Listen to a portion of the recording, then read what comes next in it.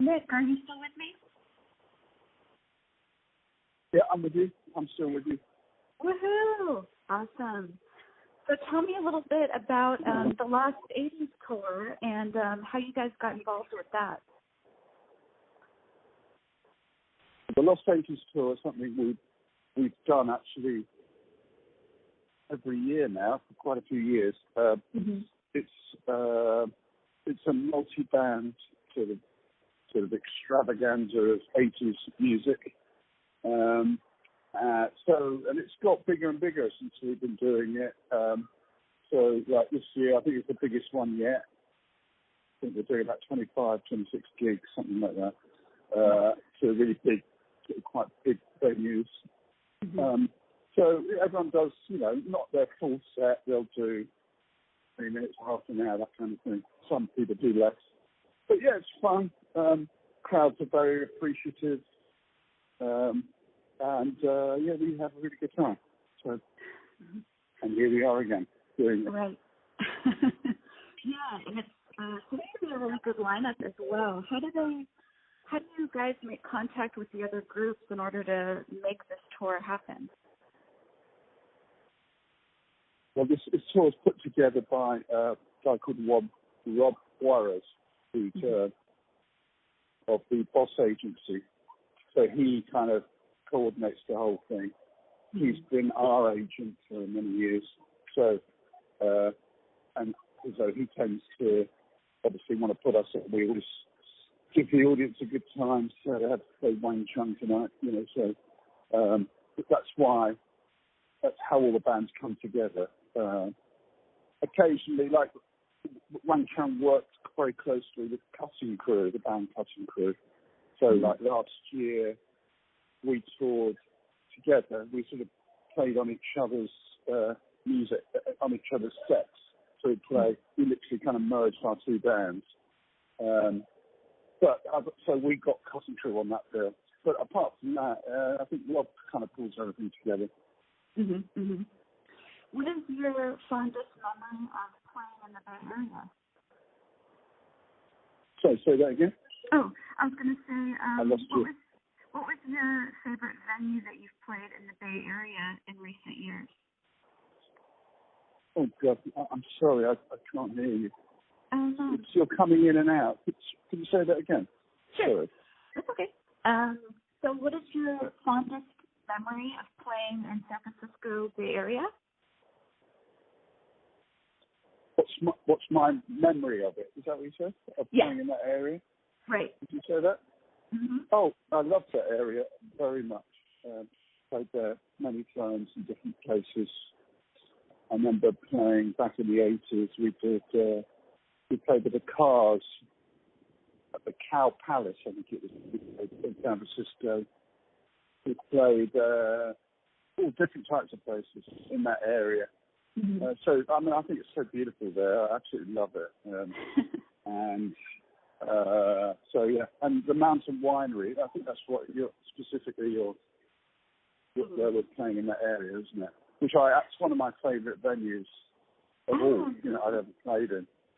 The audiences are really responsive. It's absolutely beautiful.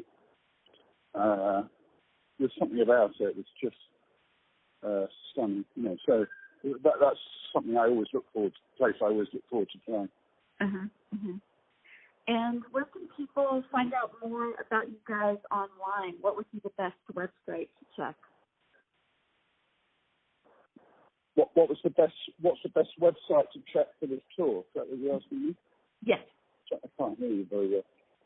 Oh, it's at lost80slive.com. That's the best one. Just go online. All the data up on that. So that's the best way to where this tour's coming to. And what can people expect to hear in terms of set list? Like, is it mostly going to be kind of a variety of songs, or is there anything in particular that they can look forward to? What, from us, from Wang Chung, you're talking about? Right. For Wang Chung, we're going to stick to our hits. So for these sort of shows, you've got to, you play your big hit. That's what people come for. They want to play you'll hear songs from the 80s. So we're going to do those. But we've got a little surprise in there. We've got something we've never done before in America. We tried in Canada, actually. I'm not going to tell you what it is. It's a bit of fun. So it's a little extra thing that we had never done before on this tour. So, and hopefully it went down great in Canada. So I'm hoping the audiences enjoy it here in the US. So, but that's a little exclusive for you, but I'm not telling you what it is. So exclusive, yeah, it's not. Well, that's something to look forward to. Yeah, not, yeah, this is not. I love it's that. kind of, there's a little joke. It's a little joke. It's like telling you the punchline of something before, before I tell you the joke. So right. I'll just sort of, hopefully. Are you coming to the Mountain Winery? I sure am. Now I have to find out the answer. It's like maybe you'll be like, what? What's funny about that? What are you on about? Yeah. Well, now it's like, I have to figure it out. I can't not know what the surprise is. Awesome. It's pretty obvious, actually. Don't worry about it. It'll be obvious. If we got the time to play it. I mean, some of the gigs we can only get a short set, so you have to decide what you're going to do. But if we've got the time, we will definitely do it. Okay? Right. Yes, absolutely. So tell me a little bit more. About what inspired you to become a musician. What inspired me to what? Sorry. What inspired you? Tell you what inspired me to. To what? To get into music. Oh, to get into music. What inspired me to get into music was, funnily enough, music. I loved the Beatles were a massive influence on me. I absolutely loved them from a very young age. So they were the initial sort of inspiration. And then I've seen Led Zeppelin at the age of 14 years old. Was my first kind of heavy rock gig, or underground music as it was called then, which literally blew my mind. So the combination of that, and seeing the Rolling Stones actually when I was about 8. I saw them play in London for my 8th or 9th birthday, something like that. So these were key moments of, for me. And then, just a total love of music. It took me a while to get proficient on the guitar. I took that up quite late, and then felt that I would never be able to learn. So I kind of almost gave up a few times, and then until one day I sort of realised that actually, I think you sort of can play a little bit. And then I sort of, a friend of mine from school who could play, who shared a lot of my sort of musical passions. We used to just jam together, and I really learned a hell of a lot playing with him, and it was it sort of, it was kind of quite creative stuff that we were doing. So I think that's what kind of got me on the road to actually doing it properly. And then I've done a little bit of research, and I'm sure you get asked this question a lot. The name of the group. Yeah. How did that come about? Yeah. That's the most asked question since the beginning of time in the North. It's our fault. We shouldn't have thought of that stupid name for our band. It's our fault. But, it actually is quite interesting in a way. What the name itself.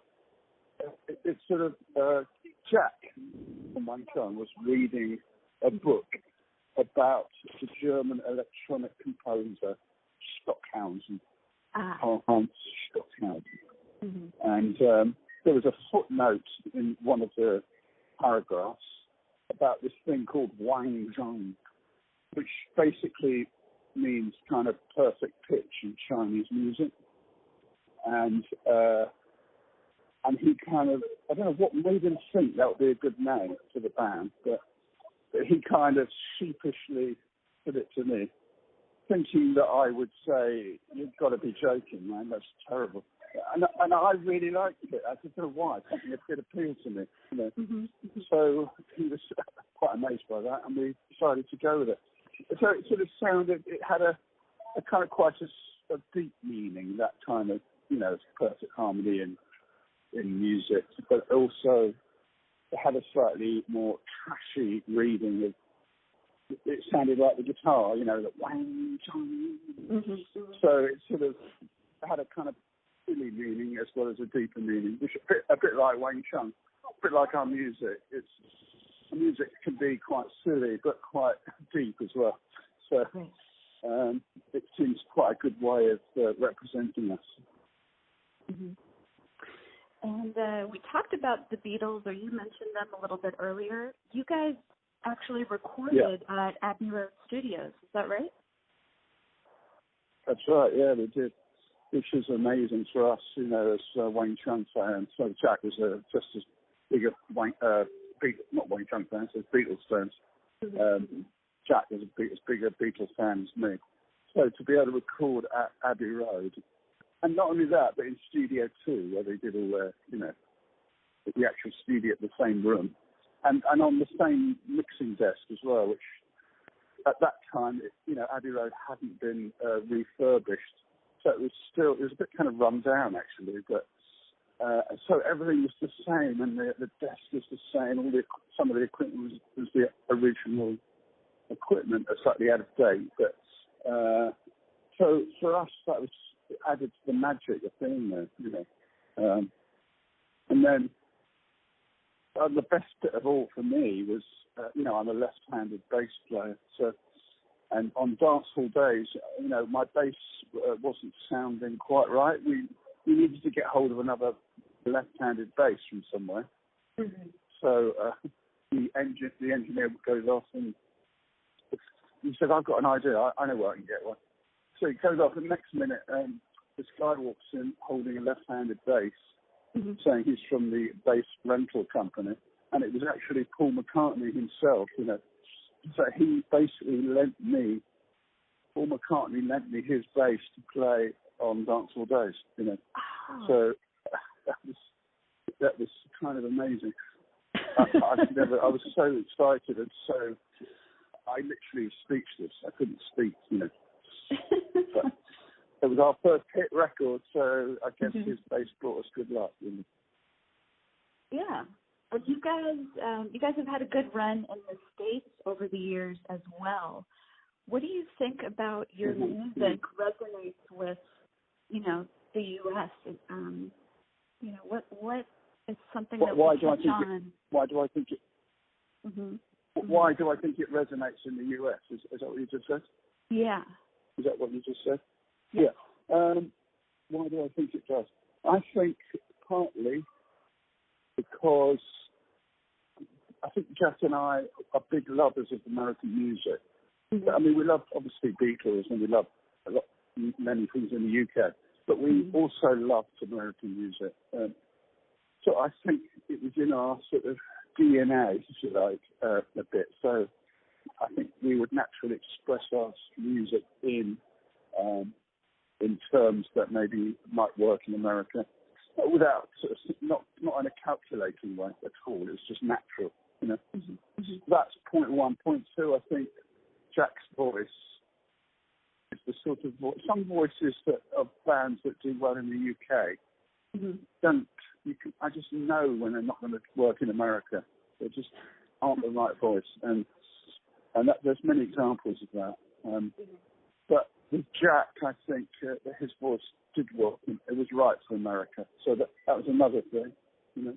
Plus, we were very lucky that I think UK bands in the 80s were thinking more creatively in a visual sense. So the videos that we were doing, that UK bands were doing, were perfect for what, you know, the new radio TV thing of MTV, you know. So I think MTV was sort of was very happily ate up all the stuff that was coming from the UK and broadcast it, and that's really helped what was to become the British invasion, of the 80s of British bands from the UK. Right. So I think those things all together helped us and other 80s bands in the UK to be successful in America. That's awesome. Well, it definitely paid off, right? Sorry? It definitely paid off. Yeah, I can't complain. I can't complain. It's amazing that we're still, there's anyone still cares 40 years, 30, 40 years on. It's incredible. Right. I never would have believed that if you told me that back in the day. So I feel very lucky being an old fart, being able to jump around on stage and people still wanting to be entertained. It's very, very gratifying. Absolutely. Well, you're going to be at the Mountain Winery on September 1st in Saratoga. And that's what it is. I don't know, but I'm sure you probably know better than me. I can't remember what date it is. But it's a Labor Day weekend, so there's no reason for people not to go. Absolutely. There'd be no excuse. I'll be very upset with them. I'll track every one of them down personally. And be very cross to them if they don't turn up. But they have done in the previous years we've played there. It's always been full. So, and they're one of the best audiences, I think. So awesome. I'm looking forward to that one particularly. Absolutely. Well, I have a non-related Wang Chung question for you. Once the band disbanded, you were still involved in music. I mean, you were active as a solo artist, and you also worked at a few different labels. Is that right? Yes, I've done various things. I worked for Warner Brothers and for Sony as an A&R man. Mm-hmm. Did that for a long time. Mm-hmm. I've produced other people. I've managed other people. I worked on The Voice, the TV show The Voice UK. Oh. I did that for 5 seasons. Uh-huh. I've done lots of different things. So yeah, I'm kind of seeing the music business from every side, really. Huh. Interesting. Mm-hmm. So yeah. And one last question for you. What was it like touring with Tina Turner? What was it like touring with her? Tina? Fantastic. And we were playing. Mm-hmm. She was wonderful. We were playing huge places, and the audience. We were all successful. So the audience were enjoying us as well. Mm-hmm. And she was terrific. Really admired her.